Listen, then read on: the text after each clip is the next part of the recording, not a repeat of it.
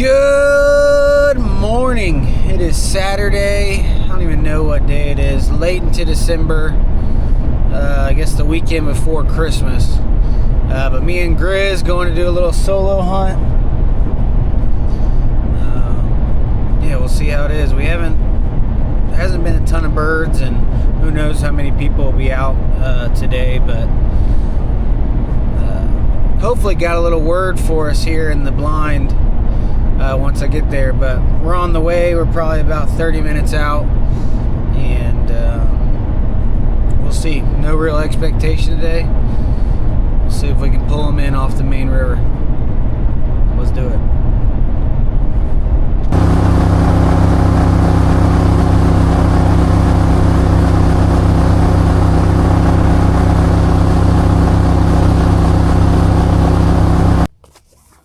That was pretty awesome. Met a couple guys at the boat ramp. Lo and behold, they're from Summerville, South Carolina. Or at least some of them were.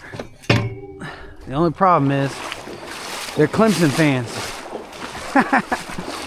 But that was actually really cool. I was asking them, wanted to make sure since they were there first and they had a big group where they were going, I wasn't going to move in on their spot. And we exchanged numbers in case they got an outboard, so with the props they can't go very shallow. But I'll probably talk to them again. But very cool to have the one people at the boat ramp be South Carolina people.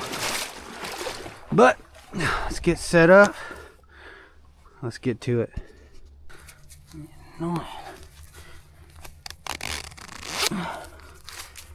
Okay.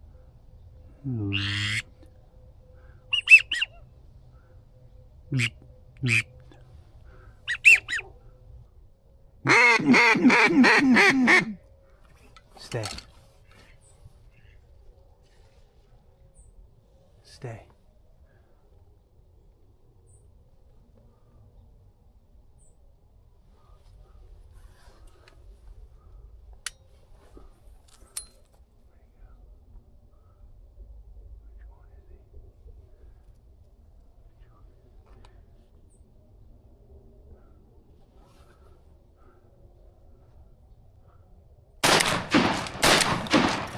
Grizz, fetch up. Good job, buddy. Come on. How you doing, buddy? Good boy. Well, we got us one duck right at right after legal. About a minute or so later, shot him on the water. So very much alive when Grizz finally got him. Haven't heard many shots, honestly. It's been me, the group to my left. I heard some shots way downriver to my right, but just haven't seen the number of birds on the river yet this year. It's also not cold. The water is like significantly down, which I don't know if they're letting more water through for whatever, or I don't really know how it all works here. But we're gonna keep at it.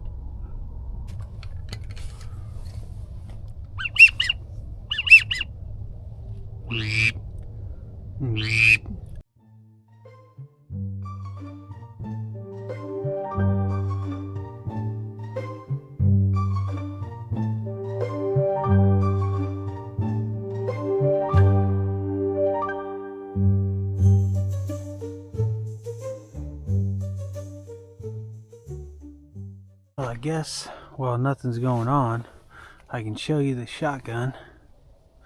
It is a Benelli SBE 3 that I painted myself. Kind of gave it that distress look. It's the Optifade, I believe, timber for the foregrip and the butt stock. But performs really well. Definitely the best shotgun I've ever had, but I love the way that it looks. To me, it just looks so sick. It's the first time I've ever done that, and I'll definitely continue doing it when I get shotguns because it looks sick and I'd really want to do a Snow Goose SBE3 because I can do the white and the black and it looks so sick. I did a little tiny bit on a barrel at work, but yeah, that's her. A beauty.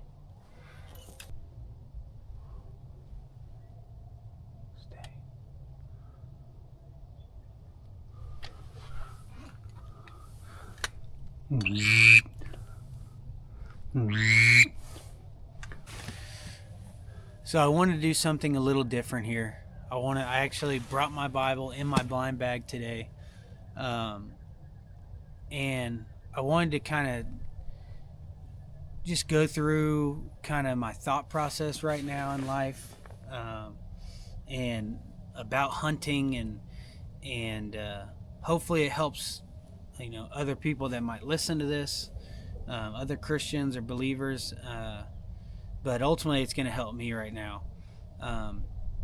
But when I was on the way here this morning, I honestly was not excited about it. Left my house at 4 o'clock like always, and I was just wrestling in my mind of like, why am I doing this? Why am I not able to just continue just going and let that be it for me? Why do I put so much pressure on this? And over the last year or so, I've been really 2 years wrestling with like, our time is so short here, and myself, I wasted on stressing about things that are like pointless, like getting an elk or a deer, and it like gets to a point of like it affects the rest of my life. Like I'm irritable, I feel like, oh, woe is me, and really it's such a blessing to be able to come out here. I have a wife that somebody's getting some ducks. I have a wife that never complains about me hunting, fully supports me with getting dogs and gear and stuff like that. But I want more. Hunting and like I said a second ago, is like, I'm sure most of us are like this. We get frustrated, we get annoyed. It puts a damper on our whole day or weekend of, oh, these guys were too close to me, or oh, my gun was jamming, or the dog wasn't working right. And we invest all this time and money into this passion that ultimately, yeah, it could bring us some food, but most of us, if we're honest, we can go buy as much food that tastes even better at a grocery store. A ribeye steak does not taste better, or an elk does not taste better than a perfectly cooked ribeye steak. I'm sorry. Now, there's factors of you killed it that make it taste good, but it's just not the case. But I know that there's other people out there like me that are just struggling, and it's not even anything big, but they're just struggling. And I wanted to read today in Philippians 3. Let's see. Let's go. So this is Paul. Believe this is to the church at Philippi. And it says, this is 3:17.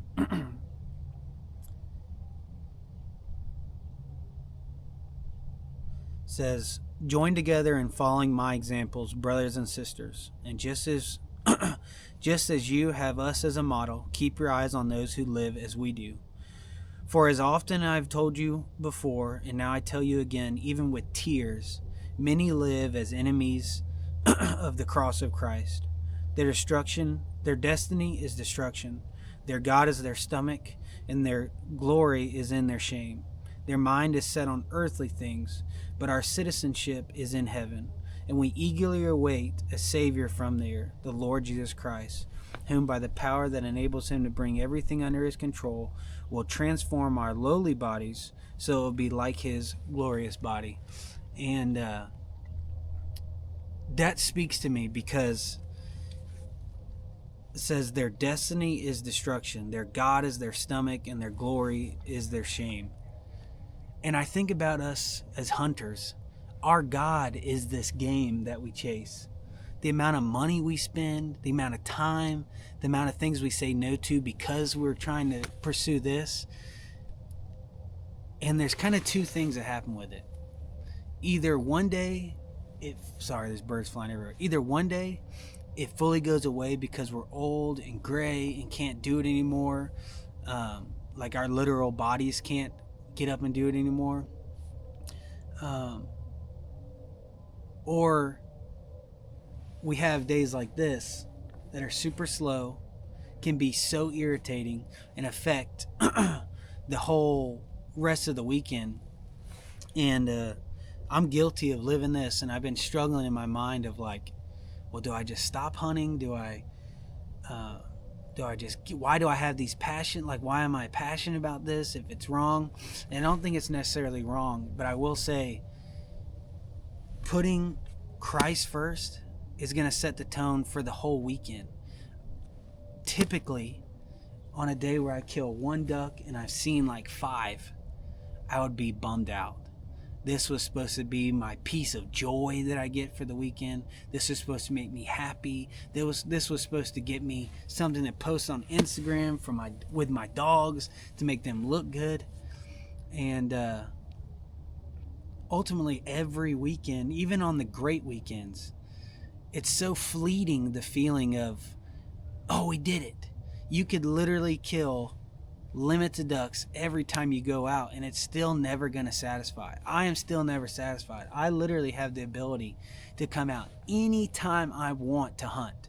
Anytime I want. I have a wife that, supported me and is okay with me hunting, that's never said a bad word about me hunting, like never given me grief, has fully allowed me to invest in expensive guns and gear and dogs and a boat. And I can literally do this anytime I want. To have a job that if I wanted, I can hunt every Friday. I could ask off to hunt. It's expected that we take off to hunt because that's what we do. We make hunting rifles. And but the truth is, it's never going to be enough. I look at myself and I think about how many people would say to me that, oh, if my wife just let me hunt, or I could just hunt all the time, then I wouldn't be so stressed out at work. I'd be, find some kind of happiness or joy. And it's not true. I have full access to that. And honestly, hunting makes me miserable most of the time. There's great days for sure, but I'm almost now doing it because it's just something I do. But as it said here in Philippians, like when we put our stock in things of the earth and the world, we're just entertaining our stomachs, we're entertaining our passions, but not putting Jesus first, we're never going to reach that point of peace. And it talks about as a believer, we have peace, patience, kindness, goodness, selflessness, all these things. But why are we living a life where none of them, why do we never feel that? Why do we never feel peace? So many of us, we don't really want happiness. We just want peace from our own mind. At least for myself, I'm wrestling in my own mind all the time. And I've noticed when I'm in the Word on the same frequency of Christ and prioritizing this, suddenly the hunts don't get better, but my mindset totally changes. Like this pressure comes off. And then it makes me think about like how short our life is here, and how one day I'm going to wake up and I'm going to be 80 years old, and I'm going to be thinking back to the days of hunting and stuff like that. And if my mind is not right, if I'm not one with Christ, and I haven't had a life before those 80 years of encouraging people to come to Christ, seeking the lost, studying for myself so that God can use me and speak through me, and be led by God, then I'm going to look back on this life at 80 years old. I'm going to be in pain. I'm going to think back to, what could have been. But the truth is, our end, our happiness, we can have joy here. But in the end, as a believer, that is when it begins. That is when the thing that we're chasing, the feeling of chasing ducks or deer or elk, That is when we experience that, is when we're right there with Jesus Christ in the end. And I don't know if I rambled so much, but for me, I've been trying to satisfy my stomach, satisfy my passions.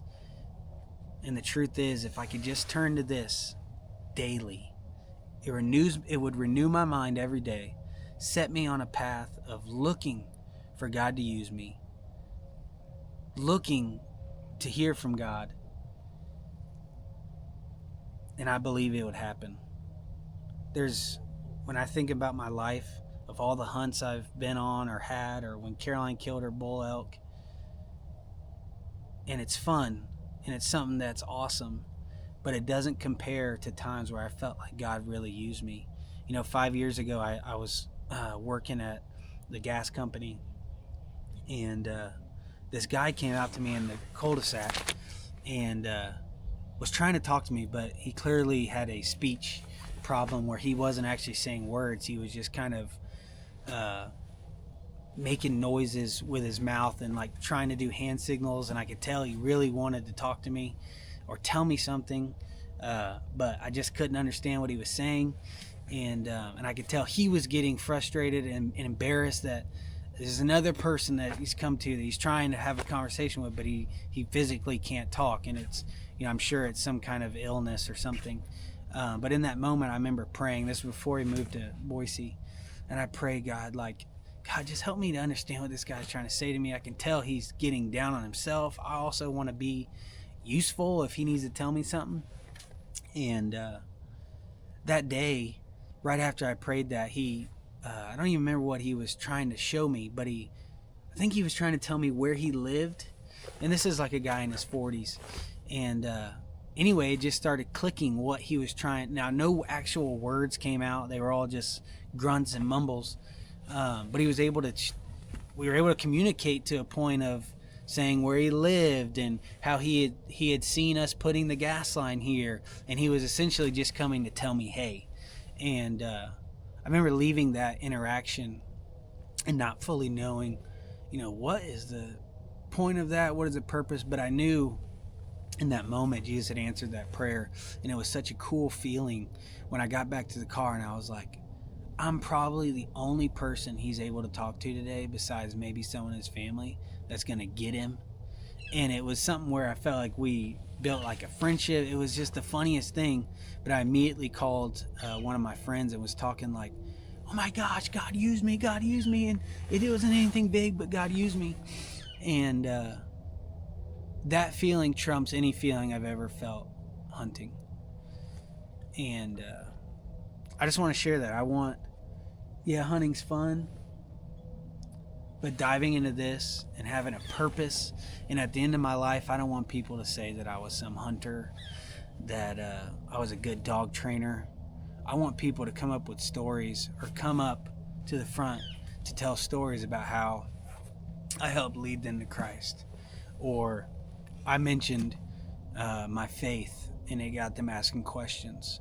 And I also want to be available when the time comes, when people do ask questions, to have the words to say, or have the confidence to get out of my own way, like I said in the video the other day, to be useful for God. And I think that's what he wants for all of us. And I think it really does take getting out of our own way, renewing our mind daily. How do we do that? Getting in his word, get on the frequency of God. He left this here for a reason, and so many people died for this, to come to get here with us, get this book here with us. But this is long-winded, but I believe that it's helpful. It's helpful for me. But ultimately, these duck hunting might get taken away one day. I might be too old and gray to ever do it again. But there's something that will always last, and that's Christ's love for us. And when we can really, and I'm not talking to y'all, I'm talking with y'all, because I'm in the same boat. When I can fully grasp that and use all the time that I have to pursue him and bring others to him, what could our lives look like? What could the impact that we have look like? And what kind of meaning could we have with our life? Duck hunting's fun, but as we hunters know, It's fleeting.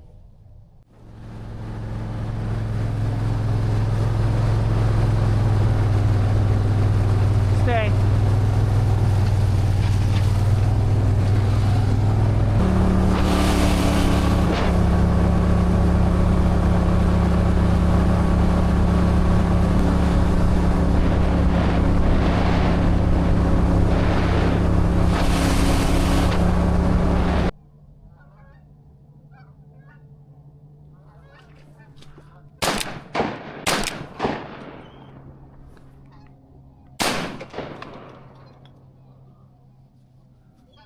Well, that's gonna wrap it up for the day.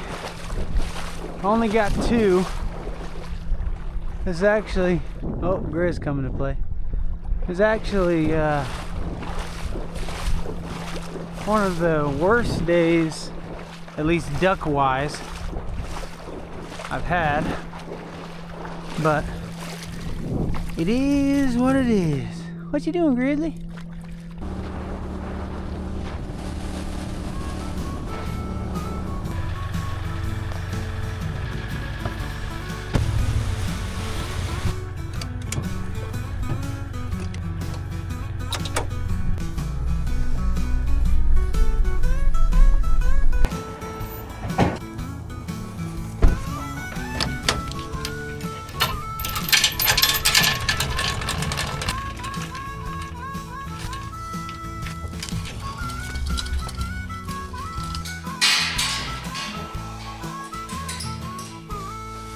So that is going to be it. But got a couple ducks, so okay day. But ultimately, I hope you guys remember, was it Philippians 3? Let me see. Yep, Philippians 3. And just remember that these earthly things that we get, of course, I'm super fortunate. I got a boat, a house, a wife, decoys, dogs. I got all these things. And whether you're further along than me or not where I'm at, these things ultimately don't matter. I think to all the money I've spent on all this stuff, for me to still go out and have days that are good, but focused on this, when ultimately there's only one thing that's going to satisfy us, and that's a relationship with Jesus. And in that, the impact that we leave, the impact we have on everyone else is far greater than killing a couple ducks with some bird dogs. So it's not a bad thing to do, but I hope that we can remember what's really important. And if we were to prioritize that every day, like we do the hunting, like I do, like I need to do, I think our impact could be far greater, or would be far greater. But I hope you guys enjoyed it.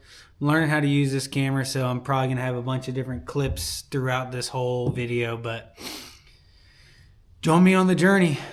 The hunting's fun, but let's make Christ the center of it. See you guys.